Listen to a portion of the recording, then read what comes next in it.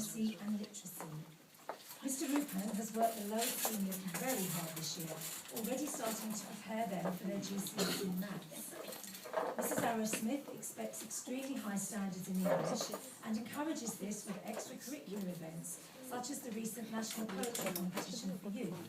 And I'm delighted that several of our students had their work selected for a national publication, which is due out any day now. In all other areas of the curriculum, there's a strong focus on preparing the students for their future studies, and we aim to furnish our lower senior pupils with the ability to become independent and well self-motivated learners. I'm going to ask Sharon back to the stage, and she's just going to talk to you briefly about her experience of life in the lower seniors.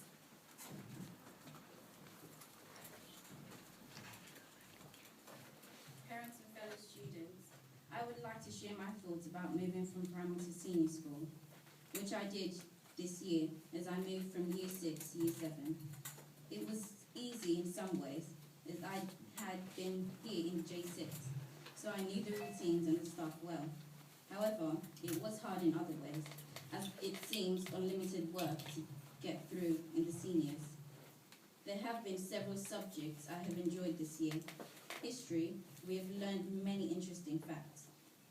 The most fascinating was learning about William Rufus. Maths was being hard work but fun. Tackling subjects such as algebra, mapping, and graphs. In science, I have been very interested in finding out about plants and animal cells. English has also been and still is my favourite subject, and I love the work we did on.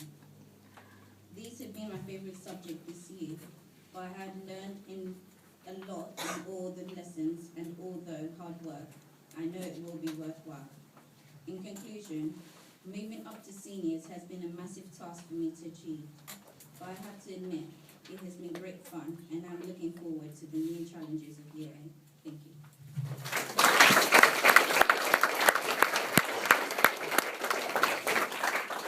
Would you like Mr. Lewis and Mrs. Hammond to come up onto the platform? So we're going to present our first set of prizes now, and they're going to be the prizes for the lower senior pupils. I'll hand you over to Mr. Lewis, who's going to announce those for them.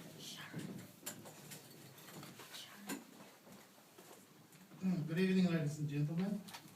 The lower senior prizes, the first prize, the S7 form prize, goes to a very talented young lady, which we will see on stage for 7 more times. Sharon Independent.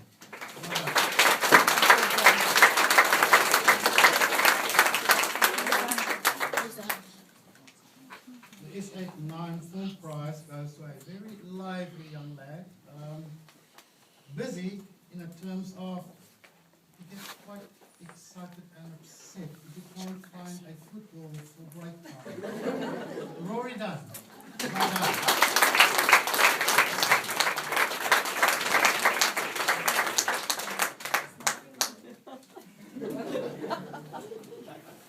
The 7th Science Shield goes to a very reserved and well hard-working young man, John Priestman.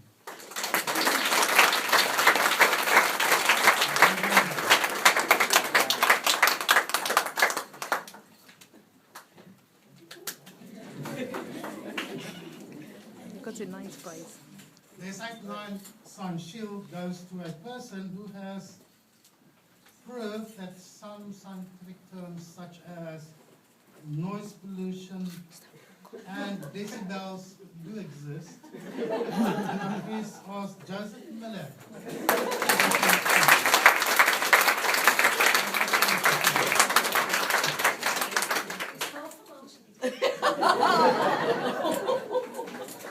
The English prize goes to Mustafa. Well done, please.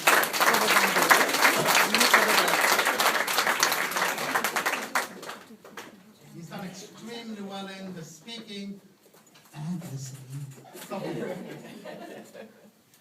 The Humanities Prize goes to Ikena Onuchuku. Well done, Ikena.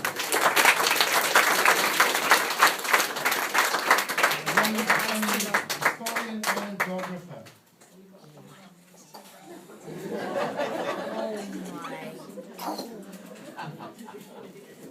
not embarrassed. For the maths prize, welcome John Priestman again on the stage.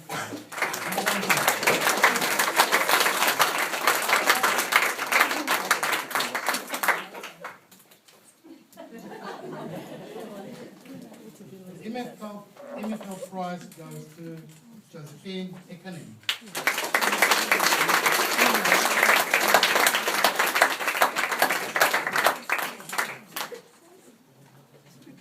She has spent some time teaching me Spanish words. After 2 months, I say, hola.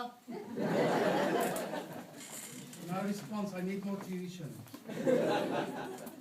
The business studies prize goes to Sharon Akademi.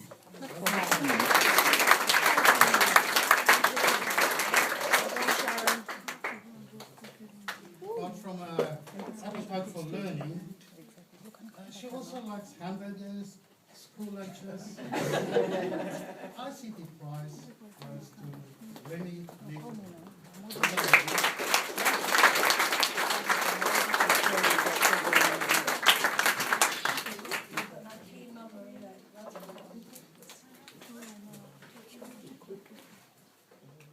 Strange how things, when they work on a computer, it looks so easy. The progress prize goes to Nina Jabrin, who has achieved something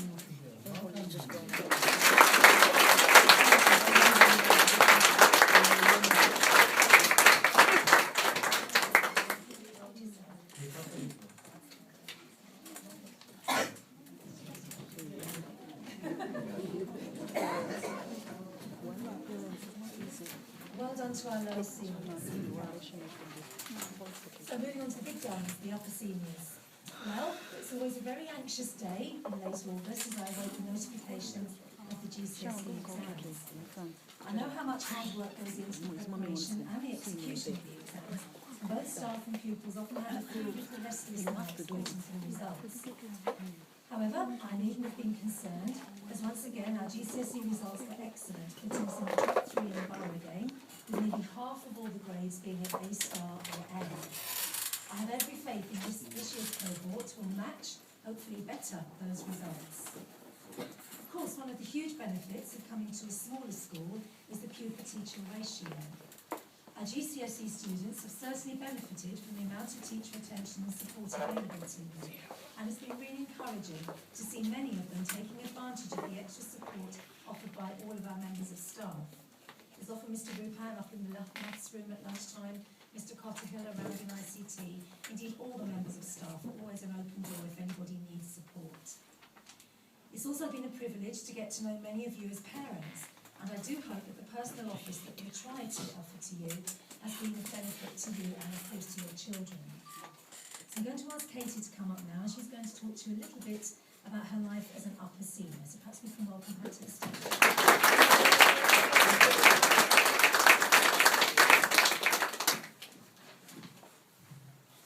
Good evening, ladies and gentlemen.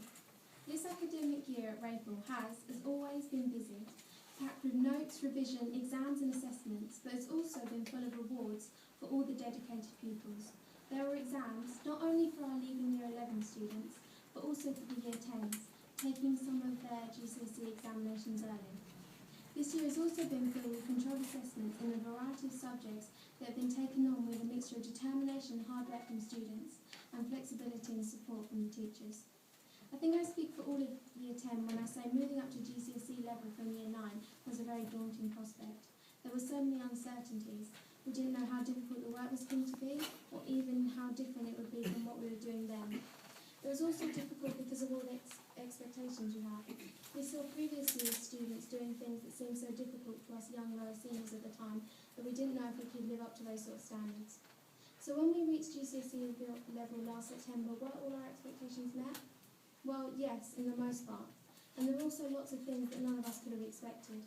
It was a whirlwind of learning to keep track of multiple files, folders and books that we had never experienced before. Revision for exams that could in fact really affect our future.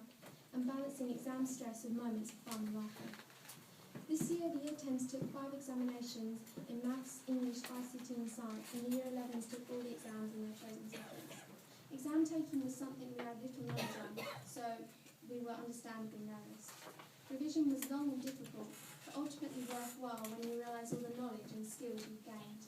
It certainly would have been easier to ignore revision until the day before the exam, but thankfully we didn't. Now looking back on the experience, it's a wonderful feeling to know we tried our hardest and did all we could to reach our target grades. Taking some exams a year early both allows us experience of exams that will be priceless when we reach